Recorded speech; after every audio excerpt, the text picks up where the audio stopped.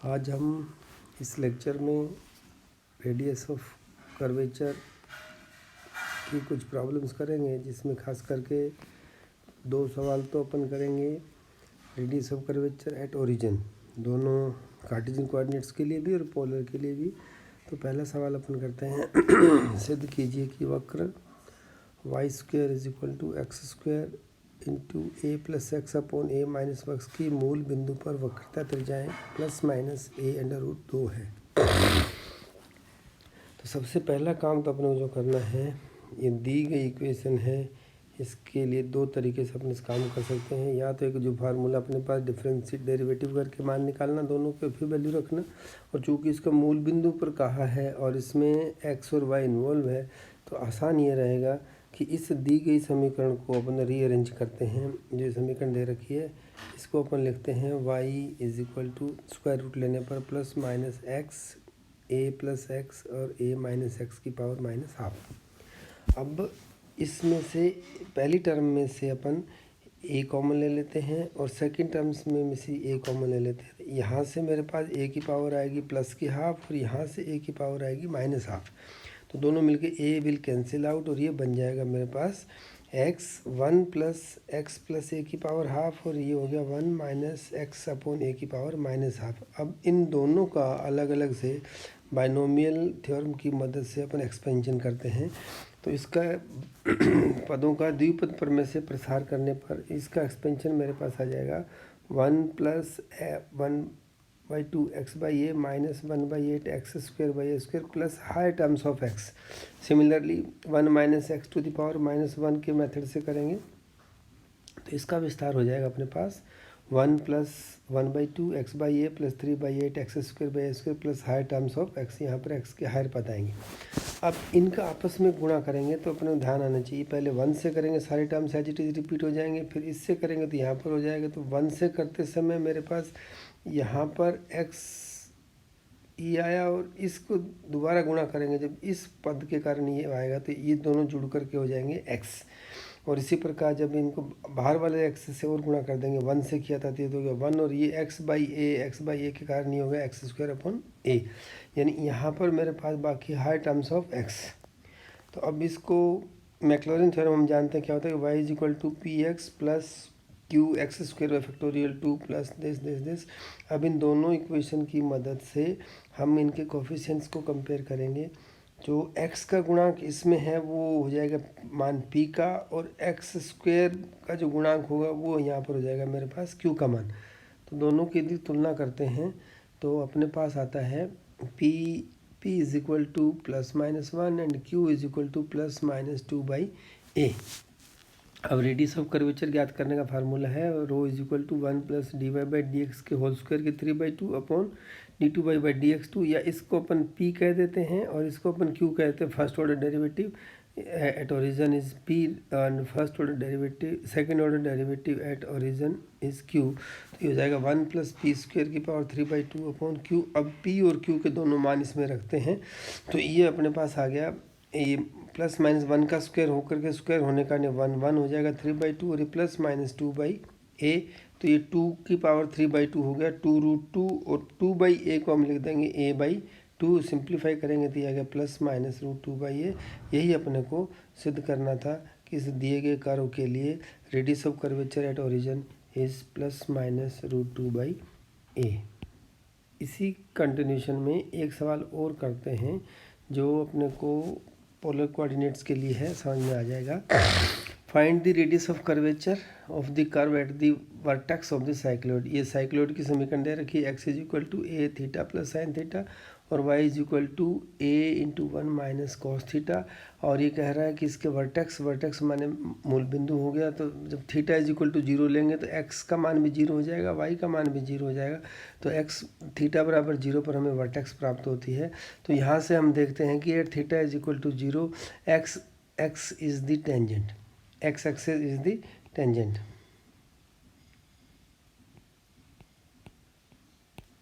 x axis is the tangent, x axis स्पर्श रेखा है। तो रेडियस ऑफ कर्वेचर क्या हो जाएगा, limit y → 0 x² upon 2y अब यहाँ पर अपने पास x का मान रखेंगे तो हो जाएगा A square theta plus sine theta का square upon 2a1 minus cos theta. अब यहाँ पे इसको हाफ एंगल में चेंज कर देंगे, तो हाफ एंगल में चेंज करने पर ये हो जाएगा 1 minus 2 sine square theta by 2। 1 से 1 यहाँ कैंसिल आउट हो गया, तो ये आ गया 2 साइन स्क्वायर थीटा बाई 2। अब चूँकि हम जानते हैं कि limit theta tends to 0 sine theta upon theta का मान 1 होता है, तो इस पूरी इक्वेशन को हम साइन थीटा अपॉन थीटा के टर्म्स में चेंज करेंगे। और दूसरा अपन देखते हैं कि when x tends to 0 x then theta tends to 0, या when theta tends to 0 then x tends to 0, तो इसकी मदद से।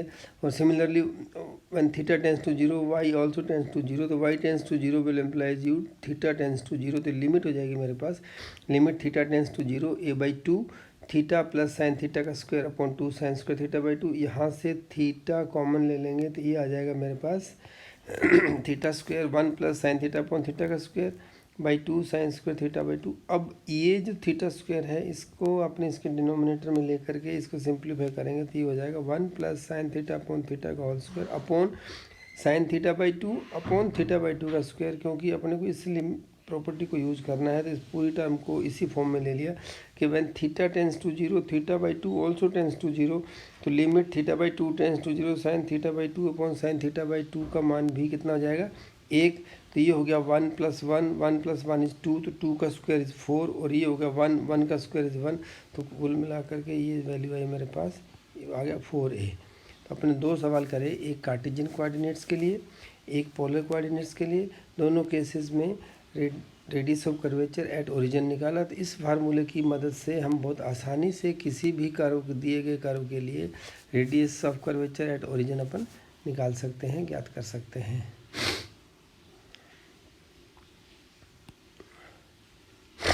ये सवाल इसको थोड़ा सा समझना पड़ेगा। दिए गए वक्र दे रखा है हमारे को y is equal to ax upon a plus x के लिए सिद्ध करना है, यानी हमारे को रेडियस ऑफ कर्वेचर भी निकालना है। और रेडियस ऑफ कर्वेचर निकालने के बाद उसका जो फॉर्म आएगा उस फॉर्म को इस रूप में लिखना है x बाई वाई का square plus y by x का square is equal to 2 rho by a की पावर 2/3। इसको शुरू से ही यदि हम समझ लेंगे सीधे सीधे केवल अपन डेरिवेटिव करके वैल्यू सब्स्टिट्यूट करेंगे तो हम इस फॉर्म में नहीं पहुंच पाएंगे। तो पहले दिया गया कर्व क्या है y is equal to ax upon a plus x. यदि इसको मैं थोड़ा सिंप्लीफाई करता हूँ तो अपने पास क्या आता है, ये देखिए मैं इसको लिख सकता हूँ y by x is equal to a upon a plus x, ये अपने बाद में काम आएगा।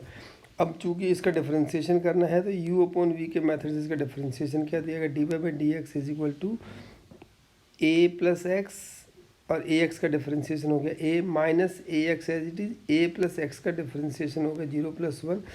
तो इसको सिंप्लीफाई किया तो a एक्स से x कट गया तो ये आ गया a square upon a plus x का स्क्वायर। सेकेंड ऑर्डर डिफरेंशिएशन तो अपन इसी टर्म का ही करेंगे, लेकिन इस टर्म को अपन को ज़रूरत पड़ेगी, उसलिए अपन कैसा लिख सकते हैं ये देखने के लिए मैंने क्या किया, इसको a upon a plus x का होल स्क्वायर, और यहाँ पर ये मान अपने निकाला था कि a upon a plus x की वैल्यू कितनी हो जाएगी y बाई एक्स। ये बाद में जहाँ जरूरत पड़ेगी वहाँ यूज करेंगे, सेकंड ऑर्डर डेरिवेटिव अपन इसी से निकालेंगे। अब इसका x के सापेक्ष पुनः अवकलन करने पर ये तो कांस्टेंट हो गया, तो इसकी पावर ऊपर जाएंगे तो ये होगी a प्लस एक्स की पावर -2, तो सेकेंड ऑर्डर डेरिवेटिव हो गया -2a square upon a plus x की क्यूब। अब इसको वापस रीअरेंज करते हैं तो ये हो गया अपने पास a से यहाँ गुणा कर दिया, a से भाग दे दिया, तो न्यूमरेटर डिनोमिनेटर में a से गुणा करने पर ये हो गया a cube upon a plus x की क्यूब, तो ये होगा -2/a। इसको इकट्ठा लिखा तो ये होगा a upon a x plus की क्यूब, और a upon a plus x हमारे पास यहाँ से आ जाएगा कितना y बाई एक्स। तो ये टोटल हो गया मेरे पास -2/a y बाई एक्स की क्यूब।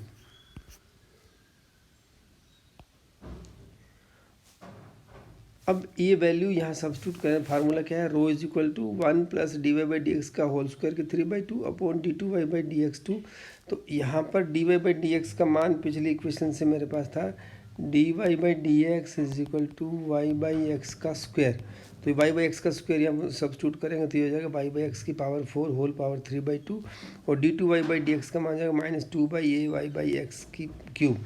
अब इस 2/a ए को मैं इधर ले जाता हूँ, इसके साथ गुणा कर देता हूँ। ये हो गया मेरे पास 2 ρ/a equal to -1 plus y/x की power 4 whole power 3/2 upon y/x की क्यूब।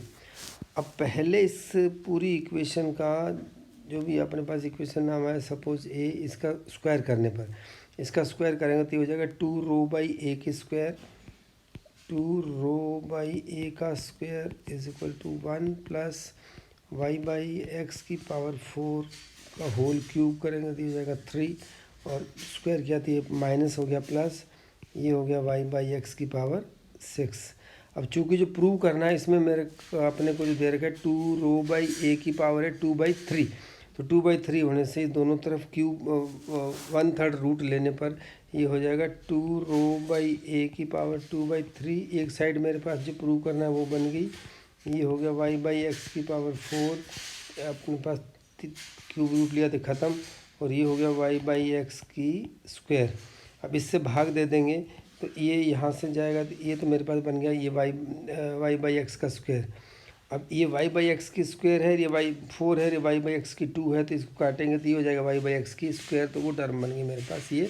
तो x अपॉन ये भाग दिया तो ये आया मेरे पास 1 अपॉन y/x का square which is equal to x/y का स्क्वायर।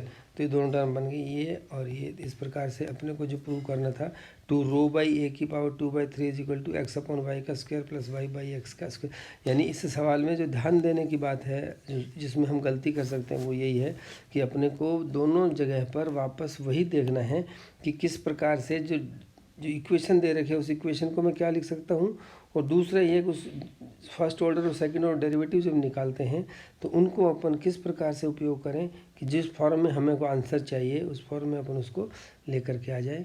इस प्रकार से ये